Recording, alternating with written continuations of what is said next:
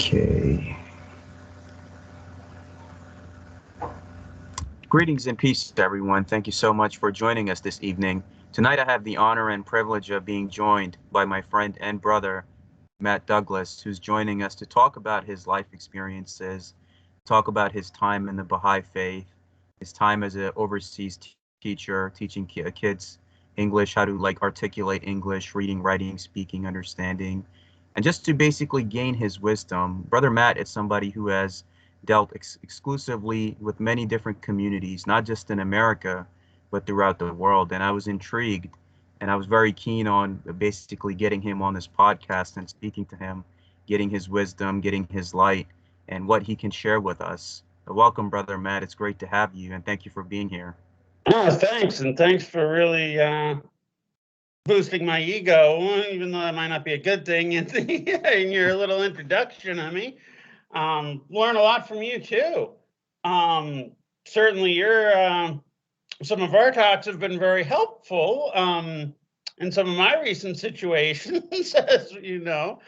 So I'm sure we'll get into some of that throughout during the podcast, or if not in this one, probably in another one, because one thing I've liked about the podcast you've done, and I'm glad to be on this one, is you always allow them to be as long as they need to be, or you do another one to cover what needs to be covered, because nowadays everybody's reducing everything to sound bites and little snippets, and well, there's a place to that and there's an art to it. Some things just have to be covered in their depth and need their time and need to be explored. So I really appreciate being on with someone who's not going to say time, or if you do, it's going to be because it's really, really important. And then we get back to it later and we get everything covered. So. Absolutely, my brother. And I thank you. And of course, please take your time with whatever it is you need to share in terms of your story, who Brother Matt Douglas is, how you came to be who you are today, and take your time explaining everything in an in-depth way. And you're right. Unfortunately, today, Brother Matt, we exist in a society that has a short attention span, which has affected friendships, relationships, workplaces. I see it all over, and it's everywhere. And we need to restore that normality in our human lives again. And that's the kind of world that you and I are striving towards, where you could just, everyone's just looking at their phones all the time. Just put the phone down and have a heart-to-heart conversation with somebody. And I think that's what we need in a world where everything is instant gratification, low attention spans, and everyone's just kind of not getting it in terms of what's really going on in the world. That's why I'm really honored that I could speak to you and gain your wisdom tonight. Well, gee, thanks. Well, I'll ask you where you'd like me to start and we'll go from there. Please start with your background of being with the Baha'i faith, how you got out of the Baha'i faith, and how your life has kind of led you since then, and who you are as an individual. Well, I mean, when you grow up in the Baha'i faith in the U.S., yeah, it seems great at first because it seems like it has all the answers, but of course, it sounds great when you're coming from and basically being a product of American public education. Okay, you see wars in the world, and you wonder why, and gee, why are people fighting?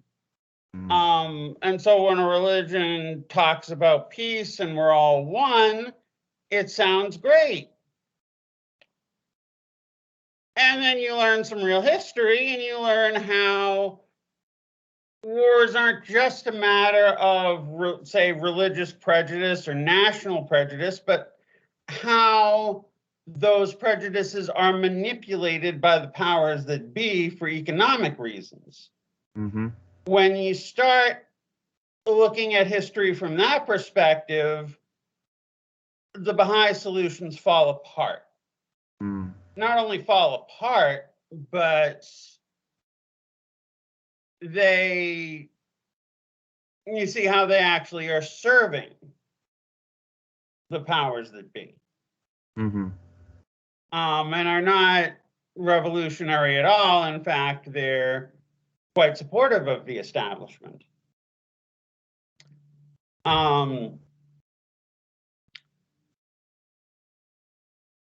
For example, and one thing that you grow up with in it is that we're all one. We're all one, and I think we all agree with that. But it's got a twisted use. It's kind of it ends up being kind of an all lives matter. Yeah. And the Baha'i Faith is not the only organization that uses the idea of the oneness of humanity in the way all lives matter is used. It's just one of many. Might have even been the first, but I suppose there's a lot of room. It gets used a lot, so Of course. there's room to art, to definitely explore history as to where that all started.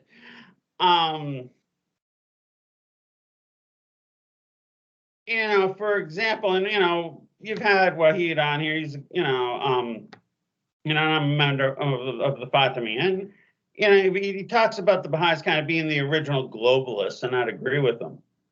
And you're growing up, you're a kid, and you see nations fighting wars, and you think to yourself, oh, if we didn't have nations, then we wouldn't have wars, and then you realize it's a lot more economically motivated, and that well, you might not have a war. You'd probably have a lot more exploitation, slavery, trafficking. Mm-hmm.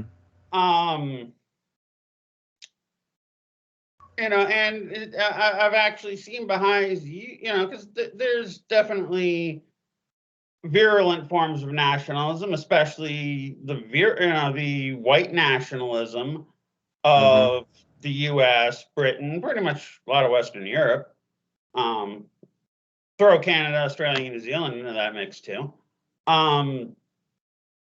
But there's also, there's, say, the black nationalism that, inspired Malcolm X and was part of fighting for the civil, not just civil rights, but taking it to a level of human rights, and that just fitting, Yeah, okay, let me divulge there. I think the Baha'is talk a lot about the whitewashed, they'll talk about a lot about Martin Luther King, but it's the whitewashed version. And most of them will steal, most of them, not all, but most will steal pretty clear Malcolm X. Because Malcolm X was saying, hey, just fitting into the corrupt system is not going to bring liberation, because it's not, you might have a vote, but you don't have, the money. Exactly. Or the power to really do much with it other than cast one vote, which can easily be twisted. You don't have the, you don't have the money to advertise for your own candidate. And now eventually Martin Luther King started seeing that, and that's when he was killed too. But that kind of national, like the black, or say, the liberatory nationalism that allowed Vietnam to kick out the French and then later the U.S. And you can name so many revolutions around the world where nationalism was the bane to colonialism. So then when you start dissing all nationalism, it might look good, and again, it's kind of self-perpetuating racism by assuming that all nationalism is white nationalism. There's a whole psychological component there. Exactly. If you're assuming that nationalism equals your twisted brand of nationalism, but there's also just the nationalism that allows you to say, hey, quit messing with us. We're a united people, and we're happy to work with you, trade with you, visit each other. That's all cool, but this is our country, damn it. Don't tell us how to run it, Whitey.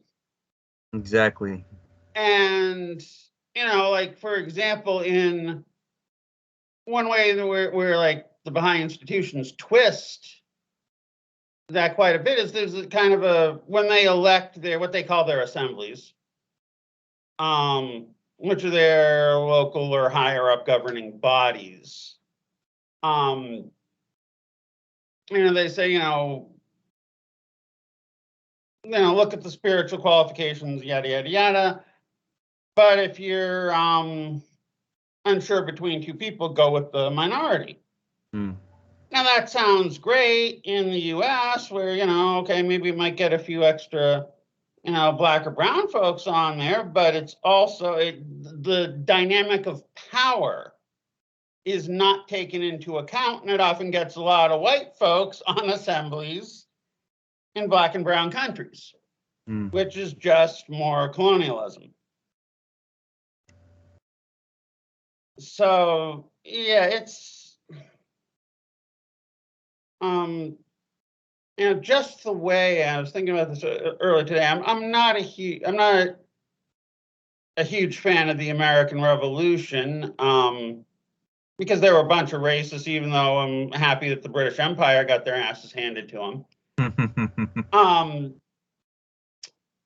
But the whole if you want to look at one place where like the all lives matter. Okay, and you see people waving American flags with the all lives matter, and yet it's really a modern version of virtual representation. Mm-hmm. I'll explain that for the audience. One of the big rallying cries of the American Revolution was no taxation without representation. And the British propaganda counter to that was what they called virtual representation. They're like, well, you don't actually need actual representation. It's okay if we have just, Brits on the aisle in Parliament, because we're all Englishmen, we all have the same interests. Needless to say, those under the crown in what they then called North America, which was really Turtle Island, weren't buying that.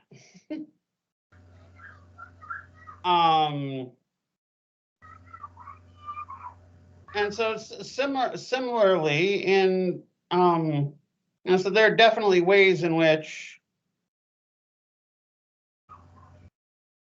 the faith uses the idea of us all being together to basically be, to be globalist, to support, exactly, a worldwide financial oligarchy.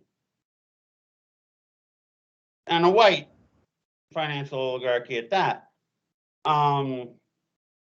Now, because there are, because some of it sounds good on the surface, I still know, I definitely made friends in it, many of whom I still have, all of whom I will encourage, get the fuck out.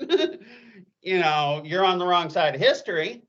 No, but I mean, the intentions are good, and some of it's that they haven't studied history enough. Others have, but want to think that, maybe there's some way in which the, founding figures of the Baha'i faith, were playing a game, and well, a lot of people got to play games, but it becomes more and more clear, that wasn't the case. That they were, that who they call Baha'u'llah, Mirza Hussein Ali Nuri, was just a sellout. And, now I'm part of the Fatimiyya, which is a Bayani, aka Babi, organization. And when I learned what really was let me know, what was like the icing on the cake for me, was when I got when Wahid translated a little bit of the Bayan, forbidding commerce from the four elements. Mm-hmm. Do not make commerce out of the four elements. Air, fire, earth, water. Which would mean, in more practical terms, okay, no selling of land, because land belongs to everybody. And there are some, that which is the way the indigenous people, all of them, saw the earth. The idea of buying land, was nuts. They might have to distribute in terms of, like you build here, you build here, you build here, kind of thing. But the idea that, it was, only yours, it was just insane. Water, obviously, again, Nestle would and should be out of business. Air, I'd definitely make some arguments that air might apply to even where we are now on Skype, not just air. And of course, fire would be energy, and if they are not to be if people are not to make individual profits off them, but obviously these are things that are needed, the obvious solution is that it needs to be collectivized in some way. How that works, I think we're still all figuring that out. Just the way I don't think it's actually given in the Bayan. Ask Wahid to be sure, but just the way, for example, Prophet Muhammad, peace be upon him, as well as many prophets before, forbade usury. Okay, he didn't tell them how to set up a banking system. He just gave them a principle, said don't violate it. So I think that the Bayani solutions, are in terms of how that would actually play out, or still being worked out. And probably some mistakes will be made along the way as society catches up with that idea. But contrast that with Mirza Hussein Ali Nouri, aka Baha'u'llah, who in his book of laws, the Katabi Aqdas, prescribed burning to death as a penalty for arson, which is equivocating a man's property, aka a rich man's property. He owns a house. Well, not everybody owns a house. I mean, I get, there's some leeway there to what kind of house it is, but it's still equating property with life. And, I can't see how you can see that as anything other than capitalist apologetics.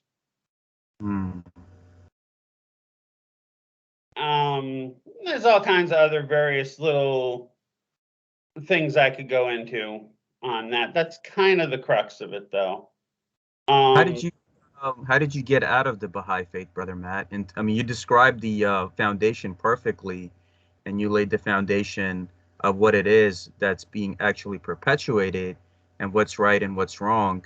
And what the Bayan is teaching falls in line with the Native American indigenous, like, natural law, where everything belongs equally to everyone. So I thank you for pointing that out. Now I would like to ask you, how is it, like, what led you out of it, and what take your life? Okay, that's a fair question. Well, I mean, to be honest, the Baha'i faith had been my social circle for a good number of years. That's why I still, do still have some friends now. I've had other friends who, when I left and found out I'm now a Bayani, disowned me, even one good friend of 20 years, if they see this, yeah, it's pretty shitty and cult-like. But there are others who are like, we're like, hey, it's your life, we're still buds. But I had just, it had been my social circle, and eventually, and it had become my social circle because I had moved when I was just shy of my 21st birthday, out to California for what they call their year of service, would be the equivalent of like what a lot of Christian faiths would call a mission. So because you're kind of in that, that's where you make your friends, and you kind of are just kind of there. And but eventually I could see that I wasn't accepted fully by a lot of people. And I'm sure there are plenty of Black and brown people who have it a heck of a lot worse in that department. The Baha'is are a lot more money conscious than color conscious, but in a society where there's been in a colonial society where there is so much inequality, obviously that plays in regardless. Yeah. It was kind of my social circle, but eventually I just kind of my degree's in psychology. So, and it was actually, and I'll be honest, it was good to at least get to California because it was, basically a way to get away from my dysfunctional family. Not that the Baha'i community doesn't have plenty of dysfunction, but sometimes it's just good to get away from your family, and that and having like some place to be really helped. I won't deny that as a contributor to my development. But eventually you realize it's unsolicited. You realize you're not fully accepted by a lot of people. And I started just branching out and looking at other stuff. And eventually, like I said, I started exploring a lot of New Age stuff. Started exploring, explored Wicca a little bit. I explored various New Age disciplines. I'm still, like, I got into tarot reading. I'm still actually a pretty darn good tarot reader. Even early on, when I was living in a place really cheap, I was actually able to, in between jobs, make a living as a tarot reader. Just reading cards for tips in Balboa Park, which is the main city park of San Diego. I was only in my late 20s at the time when I did that, and most of the readers were, older folks. So I was kind of. You're on mute, brother Matt. You're on mute.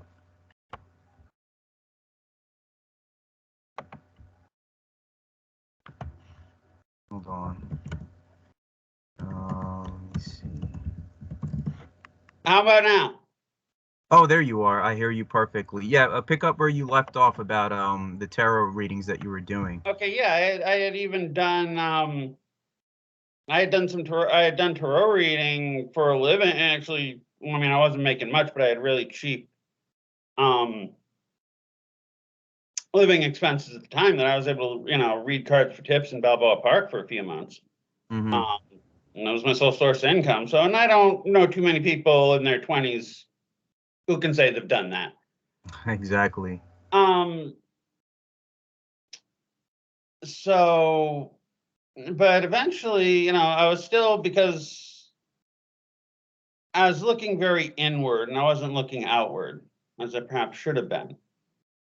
but eventually you get into some various groups and you start looking at things politically. I think it was actually probably the book that I'll give credit to is by James Hillman and Michael Ventura. We've had 100 years of psychotherapy and the world's getting worse. A book I recommend. Basically talks about how therapy is basically really fucking the world up by making everything internal. And, someone hits a pothole and gets really pissed off, and then they spend, a couple $100 on their therapist talking about their rage over the pothole, when for that money they could have just bought some concrete and poured it in the damn pothole.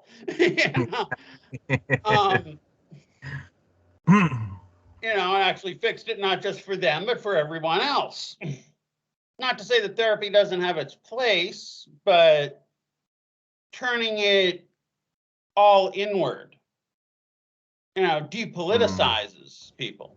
And so the people who, do all their inner child work are out of politics. So all the people still with their childhood issues are the ones, who haven't resolved that, are the ones making the decisions. Kind of harkens back to what it was it Socrates or Plato, who thousands of years ago said, problem of being not involved with politics is you end up getting ruled by your lessers. So that's exactly the truth. Yeah. But eventually that was the book that gave me credit for starting to look at political angles to things. Mm-hmm. But at that point I really hadn't applied that to the Baha'i faith. When I started getting very suspicious, it was probably, I want to say, roughly around 2011, 2012. It was during that period, it was during that post-Libya, pre-ISIS and Syria period, where before ISIS was the main bad guy in the news, the main boogeyman. Mm-hmm. There was that period for about a year or two where it kept shifting every couple weeks to couple months between Syria, Iran, and North Korea. And now, at the time, the Baha'is were running what they called their Education Under Fire campaign, which they still trot out every now and then. Talking about how Baha'i students aren't allowed to attend university in Iran. And that's kind of stretched from what I've learned, but be that as it may, what I started noticing, and I wasn't even necessarily doubting that, but what I started noticing is every time during that period where the bad guys, the boogeyman in Western media switched to Iran, is when the Baha'is, at that same time, like clockwork, the Baha'i institutions would start saying, we got to really gear up our Education Under Fire campaign. And I'm like, something is not right here. That was a red flag that stood out to you. Yes, absolutely.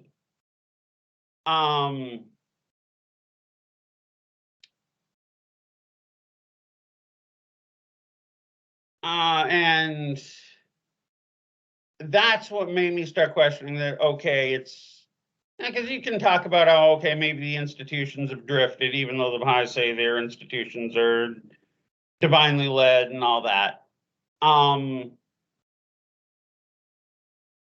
But that was my first, wait a fucking minute. Something is not right here. Mm-hmm.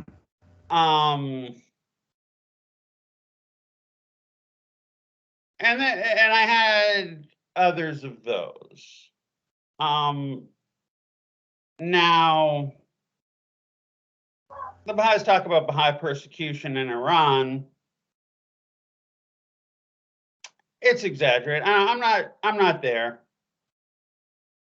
And I do know some people who were, who did go through some torture and have the scars to prove it. Whether they're actually guilty of anything for real or not, I don't know. What I do know is that the person who I'm thinking who actually showed me, not here, let me show you my scars, but just I'm in their house, their shoes are off, and I see the bastonado scars. And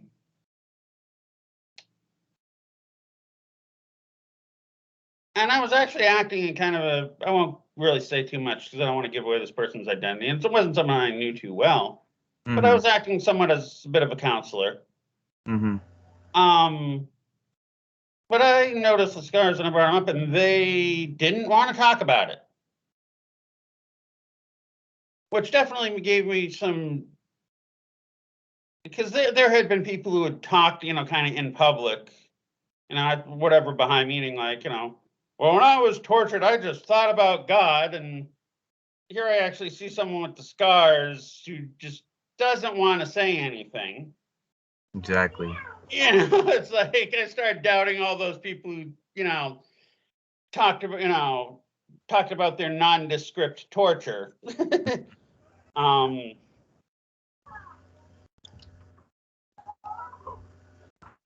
you start looking up the stats, though, and this is actually the National Assembly of the U.S. actually puts these two things out as official stats, even though they never put them together. So but they say that there are 300,000 Baha'is in Iran.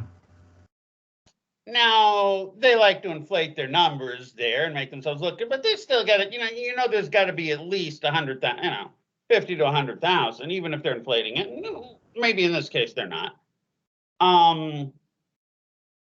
But they also say, Baha'is are put in jail just for being Baha'is, et cetera, et cetera. And then their other official says that there are currently 90 Baha'is in prison. Apparently just for being Baha'is. Okay, if they're in prison, why are the other 299,000 not in prison? There it is. Okay, now that's not to say that, and I'm not saying, because like I said, I knew someone who'd been bastonado. I'm not saying he was particularly guilty of anything, but when you have situations like that where other Baha'is do cause trouble, people can become guilty by association, and some innocent people can get caught up. So, this may have happened, so there may be some genuinely innocent people who have been harmed by the Iranian government who were Baha'is, but focusing only on that really obscures the greater issue about how this narrative is used and blown out of proportion as a way to beat the war drums. Because I guarantee you, if the U.S. starts bombing Iran, a whole lot more than 90 Baha'is are going to die. That's absolutely right, and I thank you for pointing that out, Brother Matt. Those are things that people overlook when some of these facts are presented. So I thank you for basically showing it how it is. And so that really started, that was the ultimate. What was the straw that broke the camel's back for me? And after I read it, I'm like, I'm out of here. And I might, for all I know, I might have read it before and not really been aware or not paying attention enough. But I read where Abbas Rabbani, who they call Abdul Baha, who was the son of Mirza Hussein Ali Nouri and his successor. I was reading the text of one of his talks, which was supposedly at a private home by some, this might have been the Maxwells, one of the early well-to-do American or Canadian Baha'is. It's the text is in a book called Promulgation of Universal Peace. You can look it up. But where he actually says that the North American continent was devoid of, I think, the light of reason is his phrase, before Mm. the coming of Christopher Columbus. Mm-hmm. And when I read that, I'm like, I'm out of here. I'm done. Yeah, that doesn't sound too good. No, I'm like, I'm just amazed that there are actually Native Americans who are still in the Baha'i faith. I mean, you're right. It's like a cult-like mentality, including that one individual for after 20 years breaking off a friendship just because you were not associated with the group. Yeah. Um, It's terrible. yeah, it's sad. It's sad. I mean, yeah, part of me can rationalize, despite what I thought, to me was a really genuine friendship. Um, it's like, well, what the fuck was it really all about? And I remember even saying that she wanted to be Baha'u'llah's quote unquote humble servant. Hmm. And I'm like, disowning somebody is humble? Really? Yeah, that we find those in all groups, including the Baha'i faith, those that kind of lose themselves so much that they start to contradict basic human values and human dignities and etiquettes, which I'm glad Yeah. you even shared that Well, aspect of any Christopher or Columbus. and granted, any organization, even those that aren't cults, have members in them. Where if it's those members you talk to, you think you're talking to someone in the cult. Exactly. That's exactly right. Which goes to my next question, brother Matt, is how is it like once you finish up this topic, is how did you see the world differently being an English teacher overseas and which helps you see America and the world in a different way, and how did it shape your perception going to different countries as an educator? Okay, let me be clear. I didn't go there setting out to be an educator. Um, I went initially, and I've been involved in some various, because you start joining various political groups. And I had joined, actually, I joined up with LaRouche PAC back in like 2011, which I left a few years later, and I'm glad I learned some things in there, but I'm glad I got out there. I not only started seeing racism there that was more the subtle liberal kind of racism. Now they've gone pretty much full into outright racism. They're supporting Trump and all that. But I actually left when, well, there were two things I read kind of back to back that were my I'm out of here. And I still try to maintain some, contact with former members who I think have decent hearts, but might be missing a few things. Hmm. Um, there are two things that are back to back. One it was basically saying that the Europeans had the right to subjugate the Native Americans in the name of progress, Hmm. and the other was justifying the. This is actually, since we're both in the greater Philly area at the moment, is kind of pertinent to local stuff. Where I forget whether it was LaRouche himself or just one of the writers, but basically justifying the move bombing Mm. by calling John Africa a British agent. Mm. Now, for those of you unfamiliar with LaRouche PAC, they do a very good job of exposing the Malthusian corruption in the environmental movement. However, to them, they kind of take it a little too far and almost go to the point of almost calling everyone who considers themselves an environmentalist to be a Malthusian, Hmm. which isn't true. And it also, by playing Malthusian against, the American mentality of, build, build, build, consume, consume, consume, thinking that those are the two, playing that as the two competing ideologies in the world, they neglect pretty much anything that's ever been said by Black and brown people. Mm-hmm. You know, they ignore all the indigenous mentalities, you know, and God knows how much else. But you know, to them, everything is, you know, British bad, America good, even though they're both racist, and they're just, you know, and there's some clear differences between the two that are often not explored, you know, in your American and likely your British history. And it's good that they, that they clarify that. You know, it's something that they do that's contributory, but there's too much pro-American racism there that I left. I also joined the Uhuru movement for a while, which is a Black Power organization. Very much, very much in the spirit of Marcus Garvey. Mm-hmm. And I have like a chapter called Uhuru Solidarity, which is for white people to promote the cause of reparations. Mm.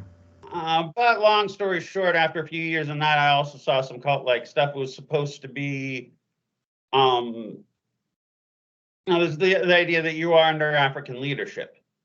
I started questioning what was really going on, if there was more white influence than was on the surface. I mean, I'll still agree with Uhuru's external political line, pretty much 100%. How things played out internally was a different story. Which makes you almost wonder if it's, if things might be set up that way.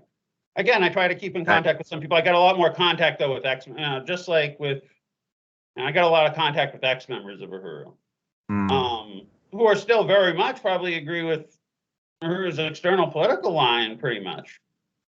But it's like, okay, they're done with that organization. So I had set out to Thailand, just looking for a new experience, looking to get away. And well, what I came to find out really is, and I am going back very soon. And definitely hope to stay out of the U.S. for as long as possible. But you don't get away from the U.S. Or at least you don't get away from the Western, or say it more specifically, you do not get away from the Western corporatocracy. That's absolutely right. It's everywhere, and it needs to be fought everywhere. And so what my experience was, and I'll get into where the specific ways this played out in the school in a little, in the schools I was in a little bit. If there's one thing I take away from my travels that I'll say to my fellow revolutionary comrades of all stripes, is just, it really drove, I mean, even though from study, just kind of in your head about imperial interference everywhere. When you actually go somewhere and you see it, it's like, whoa, wait a minute, holy shit. And this is in Thailand, which was one of the Asian countries that managed to never be colonized. They definitely employed a bend but not break defense, but they did keep their sovereignty continuously. There was definitely some times where they had to do their share of appeasement. But they were never officially ruled over, by any Euro or other white power. And I think Japan's the only other Asian nation that can say that.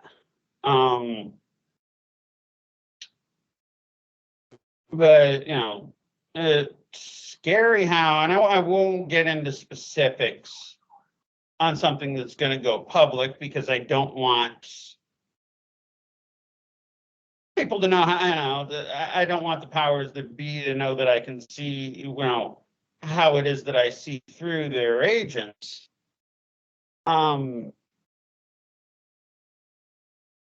I was the first foreigner I ran into, another American, in in the very first hotel in Bangkok I was ever at, very clearly. And I didn't know it at first. But in retrospect, very clearly some sort of agent, whether you corporate or government, who knows. And I don't think he was particularly targeting me, other than just kind of scoping me out, maybe seeing if I was a potential recruit. And then, no, not that guy.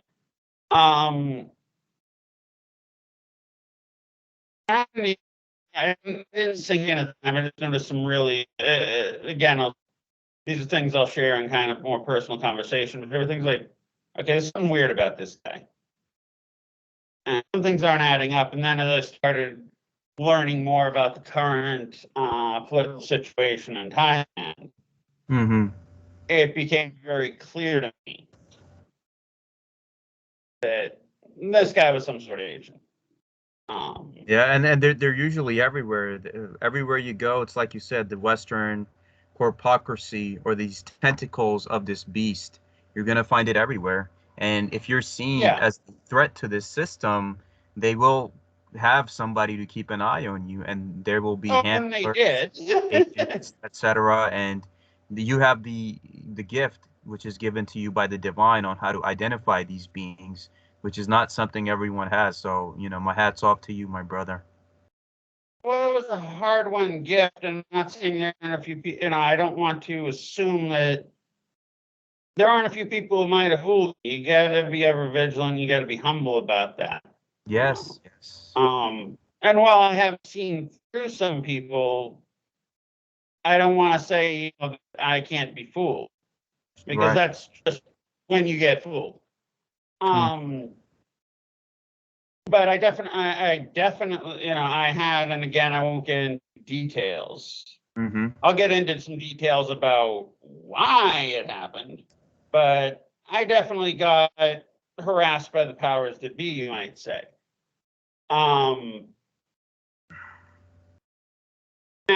Now, granted, yeah, you can be wrong there. It's not like someone comes up to you and says, "Hi, I am a spook for the powers that be, and we don't like what you're doing, so I've been sent to keep an eye on you." It doesn't happen that way.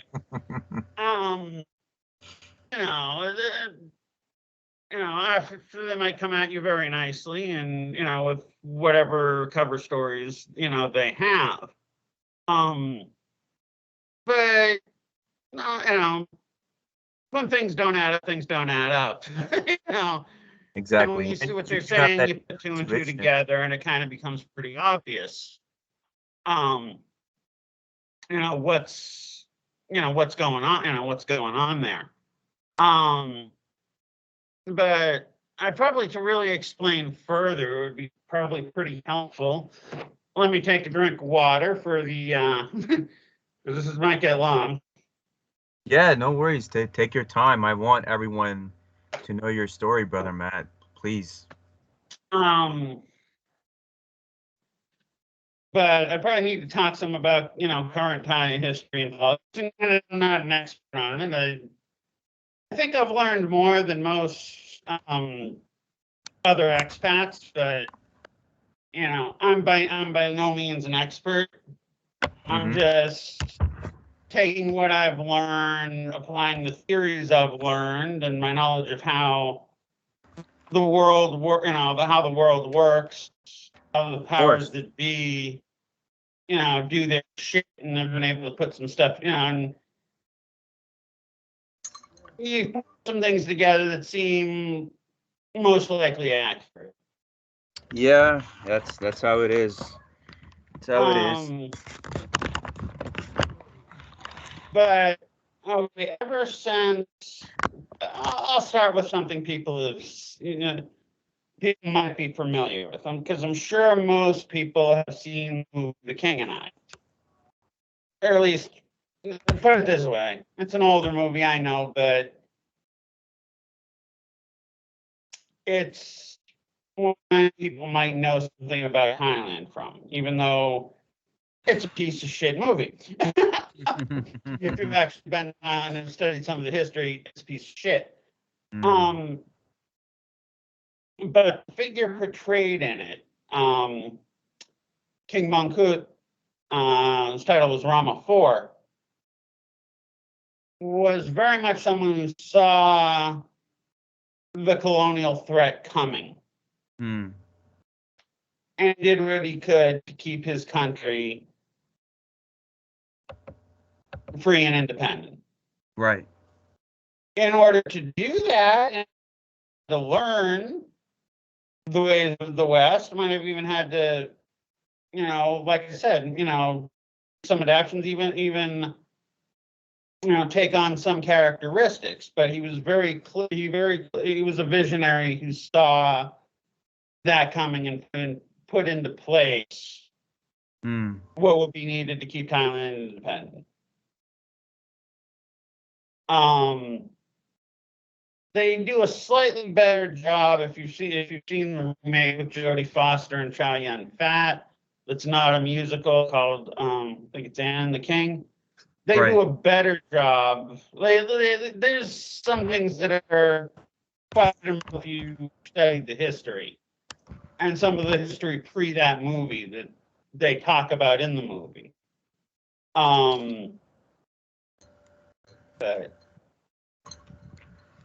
appearing, Salman, your image is appearing kind of weird. Someone like it's moving around a lot. Oh yeah, because right now I'm in my room, and then I go to the side to get a better Wi-Fi connection. So that's why I move my laptop around. But please continue. Okay. I was just making sure someone was in. I was thinking of a movie where some computer guy messes with someone's image, so making sure that wasn't happening. But Yeah, he you're was good, my really a brother. You just visionary. continue. Monk Ramaphore was quite a visionary in that sense, and from that time, the Thai monarchy has been very anti-colonial, very nationalistic in terms of keeping Thailand high. Not to say they're perfect, but you give credit where credit is due. Mm-hmm. And done a pretty darn good job. Definitely, I mean, coming from the US and knowing the history of European monarchies, I definitely didn't have a good view of monarchy going in, but when I started studying history, I'm like, okay, give the Thai monarchy some credit. How they do the job is more the leader is more important than how they get it.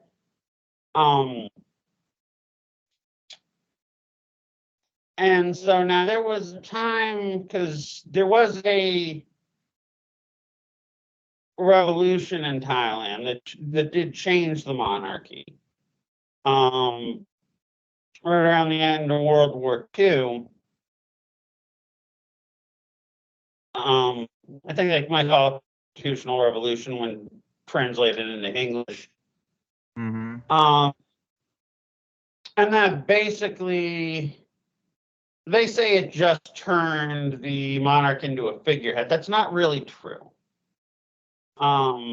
Just the way the British crown is not just a figurehead. Exactly. Okay.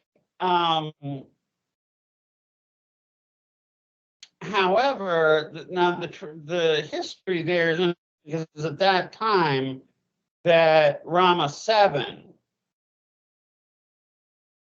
what was his name? Prachadeepak, resigned, and the crown went to, because he didn't have any children, so it went to his nephew Mm-hmm.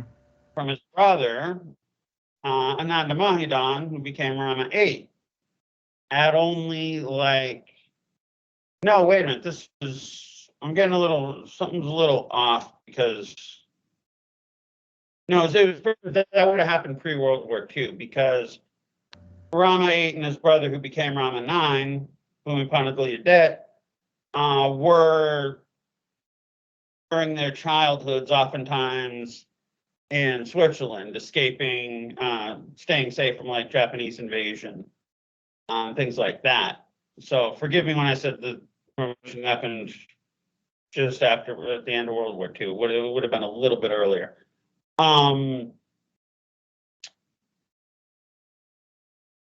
But they grew up,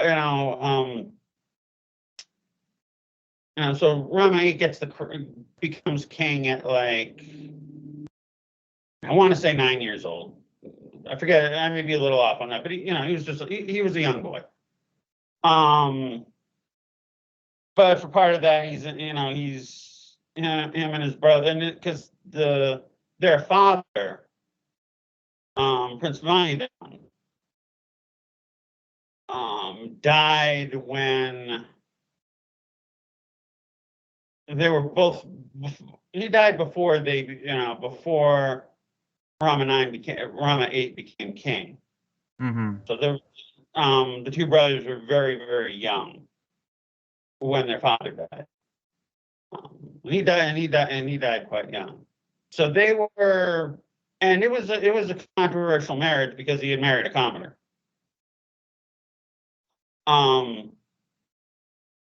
But they weren't necessarily expecting him to get the throne, so it wasn't the whole, it wasn't to cover up that, what was it, Edward the Eighth, it wasn't like Edward the Eighth, marrying a commoner to hide the fact that he was a Nazi kind of thing. But so Rama 8 gets the crown as a young boy. He's oftentimes, so being raised, him and his brother being raised by their now single mom. I mean, granted, yeah, there'd be royal money coming in, but it's pretty well known that their mom was not letting them be too privileged, made sure they did their own chores, that sort of thing. So they had to live pretty humble, even though the idea of starving probably wasn't going to happen. They definitely lived in their childhoods more humbly than most royalty would. And in a foreign land having to adapt. Now Rama 8 was killed at the age of 20. By a gunshot, most likely an assassin, and it's Thailand's JFK story. And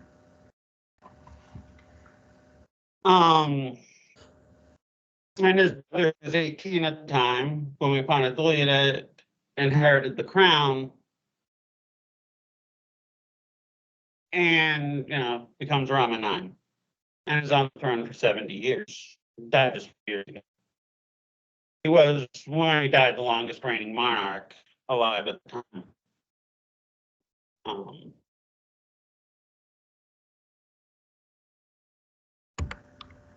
And now, are you there, brother Matt? Your connection is I'm here.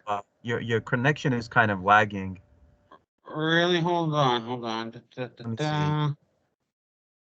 Let me make sure you're good. My Wi-Fi is good on my end. How about yourself? Is everything good? It says it's good. Okay. Yeah, please continue. Okay, can you hear me now? Yeah, I hear you now. All right, cool. Now, so here he is. He's inherited the crown. And 18. He died 5 years ago at 88. And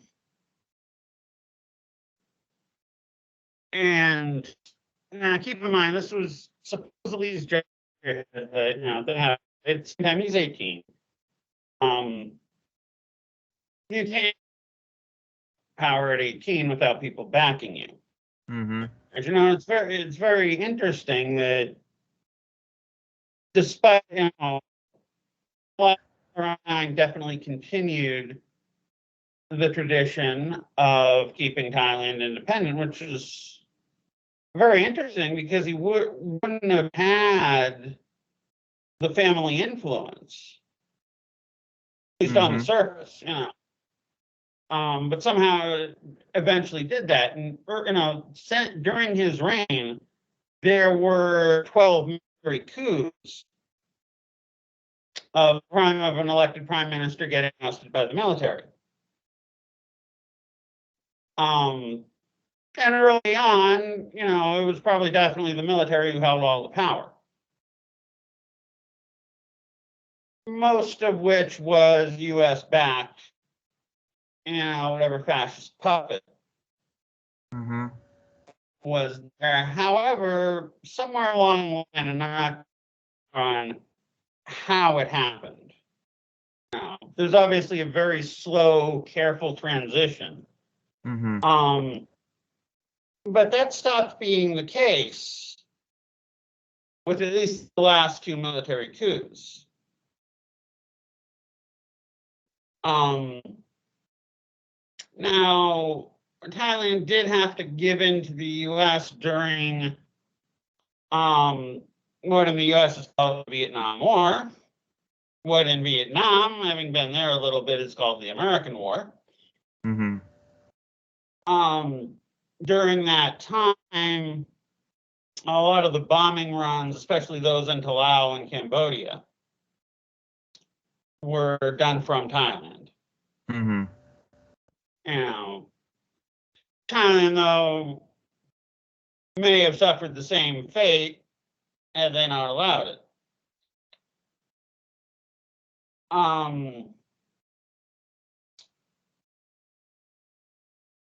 But eventually, the two military coups that took place after the year 2000 Mm-hmm.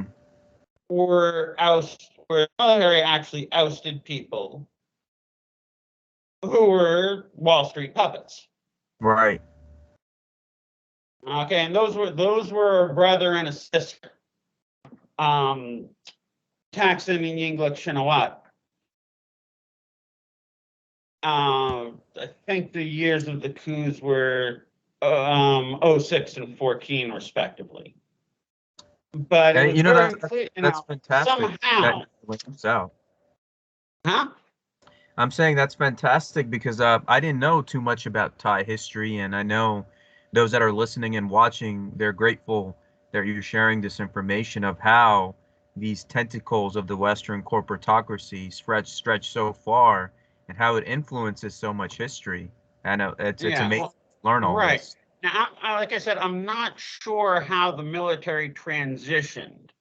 Mm-hmm. And I'm going to say it was probably Raman IX who probably did some slow, careful maneuvering, just because I don't know of any other political figure who could have done it. Exactly. But who knows? I don't know how it happened. Maybe someone who's listening knows the history better there.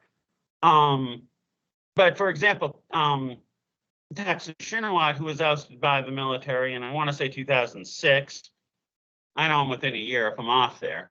And I know it was in September. He was actually, if you look up about the coup in mainstream U.S. media, you will see that it happened when he was out of the country and was actually meeting with the United Nations. Mm-hmm. But the kicker is, you'll have to find in another, and not that it's hidden, but it's not like put out there. You kind of have to do the math yourself.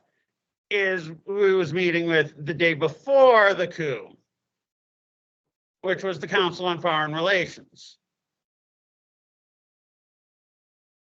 Now, for those of you listening who don't know what the Council on Foreign Relations is, they're an organization that's been in existence for over 100 years, and they are Wall Street's primary think tank on how to fuck over third world nations.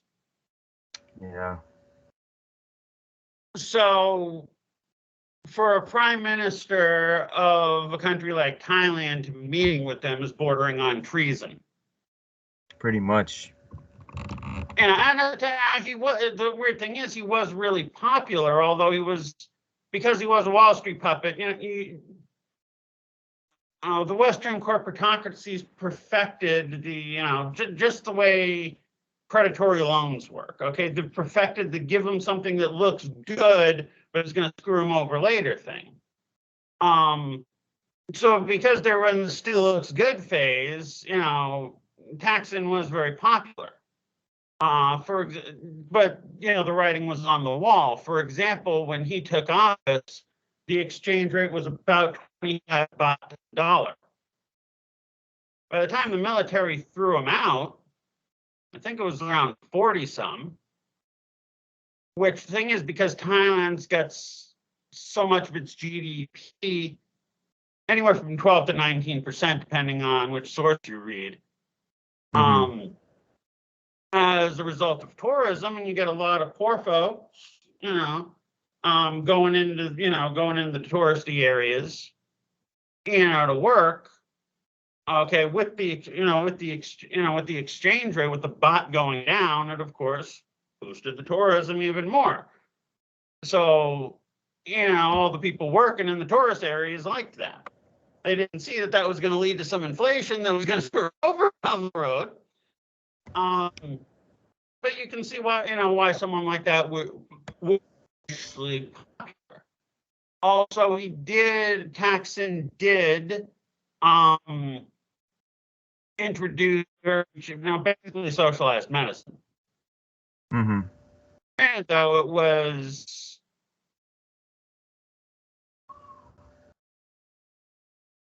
I don't want to say it was bankrupting the medical system, but they were, because you can find a way to have socialized medicine. I mean, you can rearrange the funds, but it was it was hurting. The way they were doing things was hurting, and you might say it was bankrupting the medical system. How they were doing it. So clear from someone who's meeting with the Council on Foreign Relations, it's very clear that it's set up to tank that system so that the Western corporatocracy can go in a la Ronald Reagan to take over when it fails. But of course, because the military threw him out first, before that could happen, a lot of the time, were like, hey, cheap medicine, saw the military is throwing out the guy who gave him the cheap medicine. And of course, the general who led the coup to throw him out, now he did not take over the prime ministership at that time. He gave it to someone else because the general, I think his name was Santi, any ties, if I'm mispronouncing the name, correct me, was actually a Muslim of Iranian descent. I mean, he was a Thai citizen, because in Thailand, if you're born and go through the school system there, you're Thai, but at least legally. But Thailand being a Buddhist nation, having a Muslim wasn't gonna fly. Well, not that there's really any religious tension in Thailand. I mean, you go to the Bangkok airport, they advertise, Muslim prayer rooms, on the signs. The empire tries to, stir shit in the south, but that's much more regional than it. But of course, the empire will throw religion on it as they're part of wanting to ever vilify Islam. Of course, that's what it is. Yeah. But anyway, Thaksin thrown out. Several years later, after when they had an election again, his sister, Yingluck, ran and won the prime ministership. Needless to say, the military was waiting for time to throw her out. Exactly. and then she had done some. People thought she was just kind of like a puppet for her brother, Mm-hmm. because he was in New York when the coup happened, had been living and is still living in Dubai. By the way, Thaksin's a billionaire. Thaksin's a billionaire, so he ain't hurting.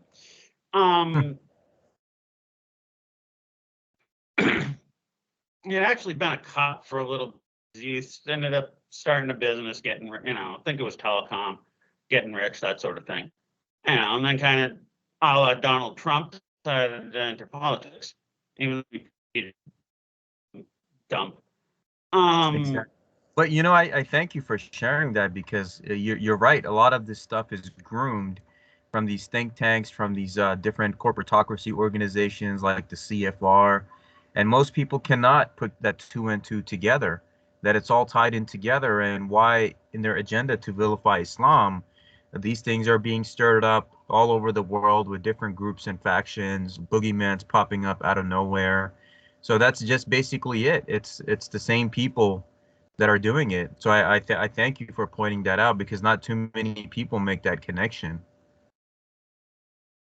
Yeah. I'll get in a little more of the latest um, Yingluck Shinawat out. Mm, One of the big things that got. Also, I do want to say that during Thaksin's prime ministership, one of the big things that didn't make him very popular was a quote unquote war on drugs. mm-hmm. And now I'm okay, like, for example, the airport, they signs up saying that they can give the death penalty for narcotics trafficking.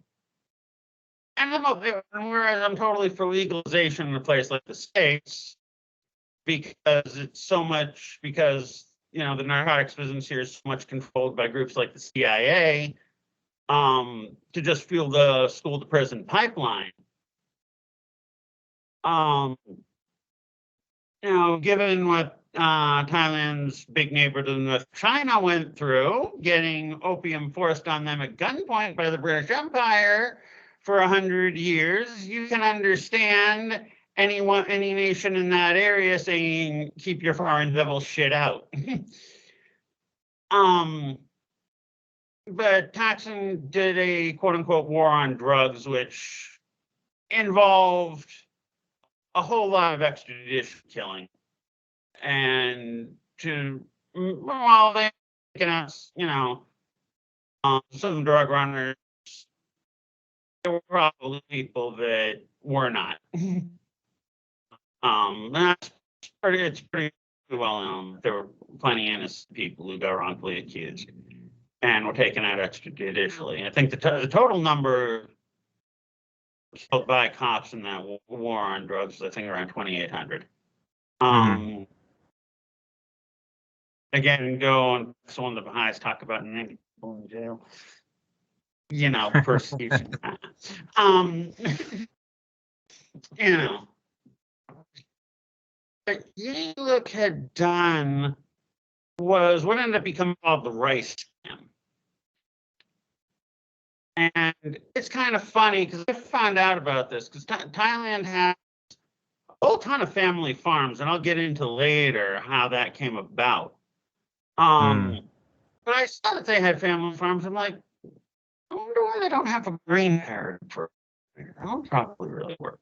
Green parity, for those listening don't know, was what post World War II created was called the Green Revolution, where you had a lot of a booming business of family farms that was not the old American family farms, all got there from slavery and sharecropping and other exploitation. But parity was basically the government acting as a middleman between the farmer and the food company. Now, the government will buy your stuff up, your crops up at X price, make sure it's fair, so you're making a decent living, and they sell it to the food manufacturer Mm-hmm. at X price. Obviously, there's some markup that goes, but as tends to happen in supply chains. But it's regulated, so to keep the family farmer can be a family farmer. Exactly. And heck, that's still on the books, but it's not being enacted. Any president could do it with an executive order, and there you go. So that tells Mm-hmm. you what just about any president thinks of the farmers. Exactly. But I'm thinking, why don't they do this and then? Well, under Yingluck, something was done. It was kind of like a bad version of that.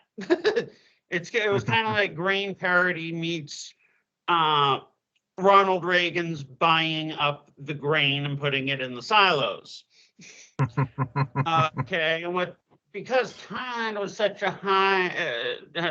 a big exporter of rice, they got the idea. And it's pretty much thought that this was Thaksin's idea. It was having Yingluck do it by proxy.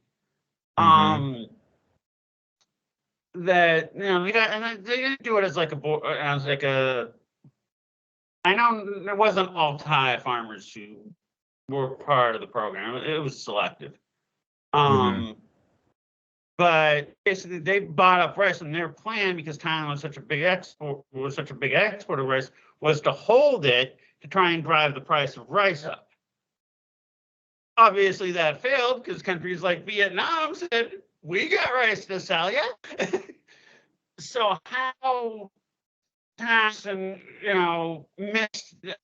I have a hard time buying Thaksin was just stupid in that oversight. Mm-hmm. It would have been, maybe there was some talk about a grain priority program, and that was the right racket. I don't know.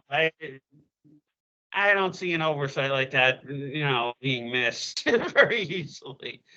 Of course. Since all of Southeast Asia produces rice, and also a lot of farmers got screwed but weren't paid. Again, I say that's intentional and not just bureaucratic screw up. Because if you want to see to it, the farmers get paid. Okay, when you're sending the truck to pick up the rain, you send a car behind them with the rep who can write a check. Yeah. It's not it's not hard to do. So it looks like it was intentionally some people.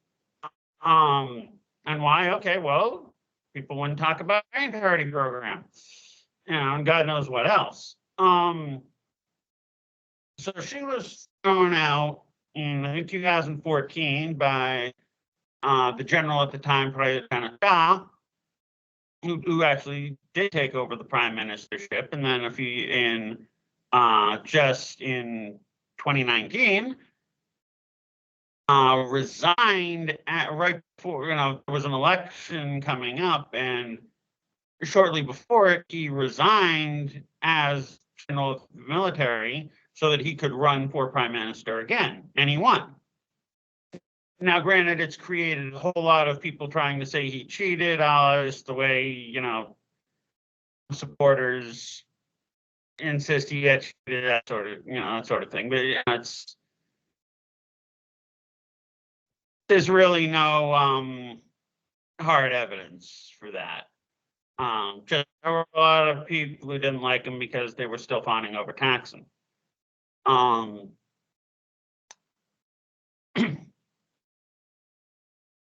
So that kind of, and often what's happened with, and like I said, which is not to say they're not capitalist in and of themselves, but they're not beholden to Wall Street, and they are basically trying to trade a lot more and collaborate on infrastructure projects. And needless to say, the U.S. doesn't like that. Corporatocracy doesn't like that. So there's all kinds of groups against the current government and prime minister. It makes sense, and you laid it out in such a articulate manner that whoever understands it realize what is this game that's being played with all of these color revolutions and all of this instigation that's done. by this corporatocracy. You laid it out in a great manner, my brother, and it helped me understand Thailand's situation much better. There's a lot more to it. I'm going to try and, because there's so much, and I'll probably have to backtrack and things. And I'll probably miss a lot of shit that I should be saying. But just because there's so much, and there's, again, many angles to this that I don't know and I'm still learning. But going What to what we could do is, if you would like to save this for a part two, we could save that for a part two. yeah, we could. I definitely want to say though, if,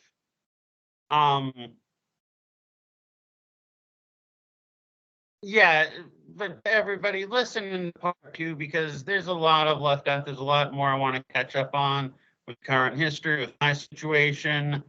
I think that would We be can good, take a my break brother. now for people's attention spans, and do part two in a day or two. Yeah, that's what I was thinking, is because of like I think the situation that we're dealing with is if we break it up in parts, it will be better. Just like with Sheikh Wahid, I did like 8, 9 parts so far on these various subjects. Okay. All So right, with then this part, we'll call this now.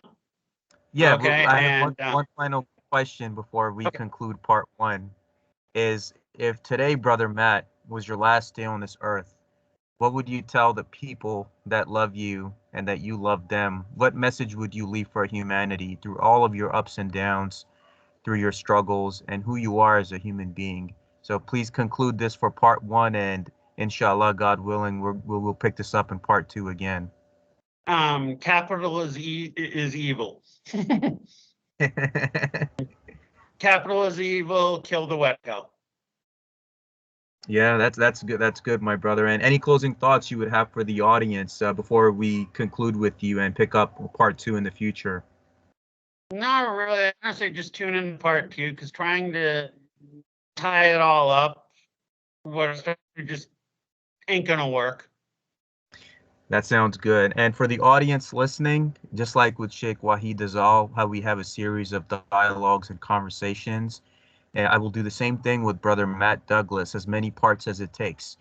So for the modern mind and for the modern man with their attention spans, it'll be easier for them to digest all of this information when it's basically split into different parts. So I think it will be more better that way. And I thank Brother Matt Douglas for his love, his insight, his wisdom. I learned a lot from him about the Baha'i faith and the aspect of the red flags that he saw, his background, and the aspect of the Western corporatocracy. And I look forward to picking this conversation up with him, part two, in the near future. Thank you, Brother Matt, for Well, your time, and I wish you a great evening, my brother. you're welcome, and thanks for giving me the spotlight. And Of course. when we do this again, don't. It's totally cool, because I mean, our private talks. I've learned that from you too. So feel free to chime in. Thoughts a little bit. We can. It's totally cool if we make it a little more of a dialogue. If you want to do that, if you just want to give me the spotlight, I mean, I can do that. I mean, I can be long-winded, but if you want to, jabber a little bit too, that's totally cool with me.